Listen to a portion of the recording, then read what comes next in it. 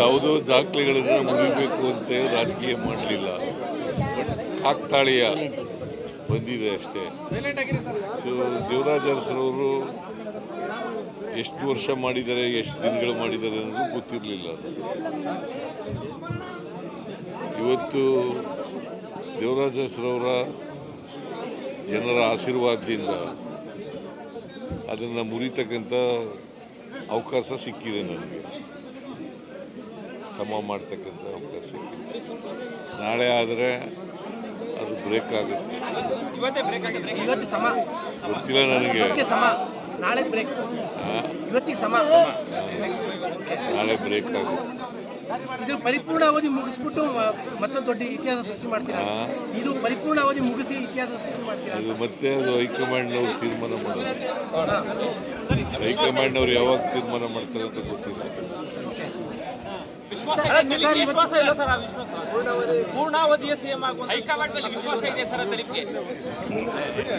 ಇದೆ. ವಿಶ್ವಾಸ ಇಲ್ಲದವ್ರು ಚೀಫ್ ಮಿನಿಸ್ಟರ್ ಹೆಂಗಿದೆ?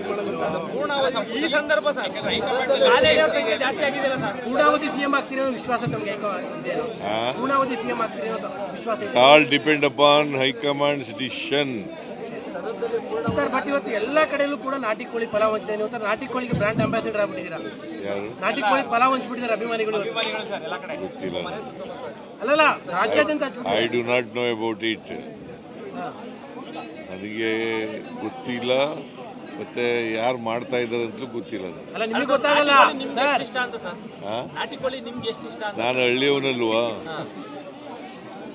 ಸಾಮಾನ್ಯವಾಗಿ ನಮ್ಮ ಹಳ್ಳಿನಲ್ಲಿ ನೆಂಟರು ಬಂದಾಗ ಮಾತ್ರ ನಾಟಿ ಕೋಳಿ ಕುಯ್ಯೋರು, ನೆಂಟರುಗಳು ಬಂದಾಗ. ಸೊ ಹಂಗಾಗಿ ನಾನು ನಾಟಿ ಕೋಳಿ ಮುದ್ದೆ, ರಾಗಿ ಮುದ್ದೆ, ನಾಟಿ ಕೋಳಿ ಇದನ್ನು ಮಾಡ್ತಿದ್ದೆ ಮೊದಲು. ಈಗಿಲ್ಲ, ಈಗ ಕಡಿಮೆ ಆಗಿದೆ. ಬಟ್ ಈಗ ನೀವು ನಾಟಿ ಕೋಳಿಗೆ ಬ್ರಾಂಡ್ ಅಂಬಾಸಿಡರ್ ಆಗ್ಬಿಟ್ಟಿದ್ದೀರಿ ಊಟಕ್ಕೆ.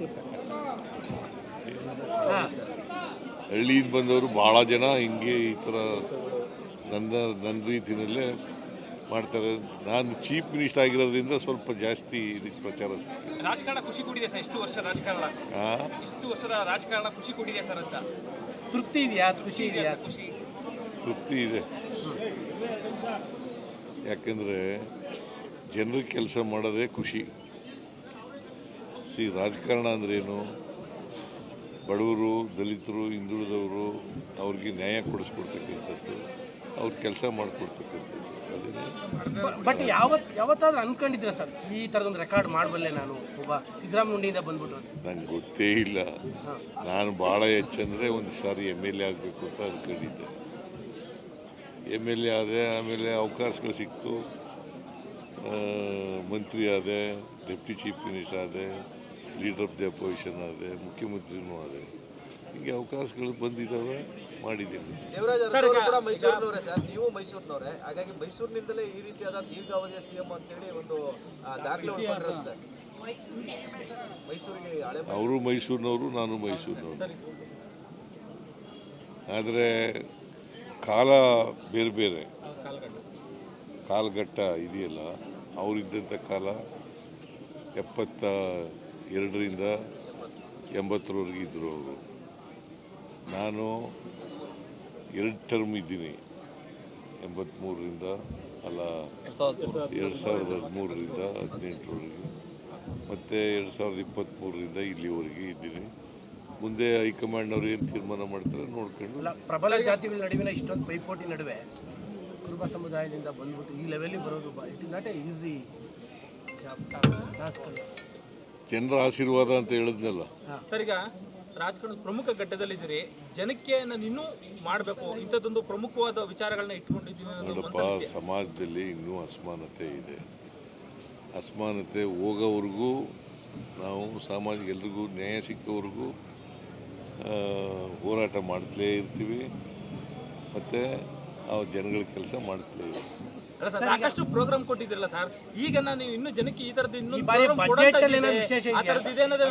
ಮೈಸೂರಿಗೆ ಅಥವಾ ರಾಜ್ಯಕ್ಕೆ ಹೊಸ ಈ ಬಾರಿ ಬಜೆಟ್ನಲ್ಲಿ ಬಂದ ಮೇಲೆ ನೋಡಿ.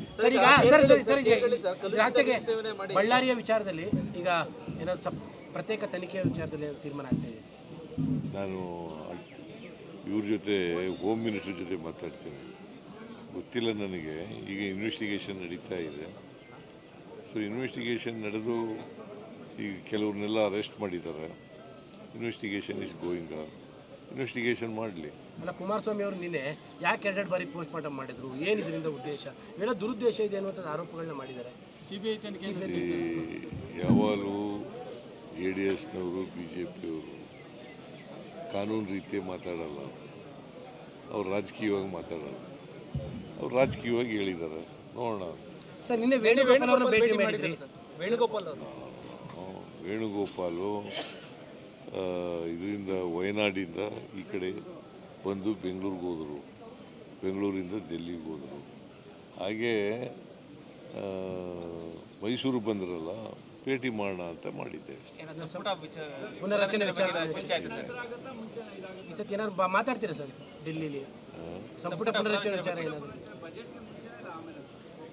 ನೋಡೋಣ, ಅವ್ರು ಕರೀಲಿ ಮಾತಾಡ್ತಾರೆ. ಸರ್, ಈಗ ಭೋಗದಿ ಪಟ್ಟಣ ಪಂಚಾಯತ್ ಒಂದು ಹುಡುಗ ಕೆಲಸ ಮಾಡ್ತಿದೆ ಸರ್. ಕೇರ್ಗಳ್ಳಿಯಲ್ಲಿ ಕಲುಷಿತ ನೀರು ಸೇವನೆ ಮಾಡಿ ಒಂದು ಹುಡುಗ ಸತ್ತೋಯ್ತು. ಅದಕ್ಕೆ ನೀವು ಕೆಲಸ ಕೊಡ್ತೀನಿ ಅಂತ ಟ್ವೀಟ್ ಮಾಡಿ ರಿಲೀವ್ ಮಾಡಬೇಕು ಅಂತೇನೋ ಇದಾಗ್ತಿದೆ. ಡಿ ಸಾಲುಂಡಿ ಹುಡುಗ ಸರ್, ಗಮನಕ್ಕೆ ತರ್ತಾ ಇದೀವಿ ವಿಚಾರ. ನೋಡೋಣ, ನಾನು ವಿಚಾರ ಮಾಡ್ತೀನಿ.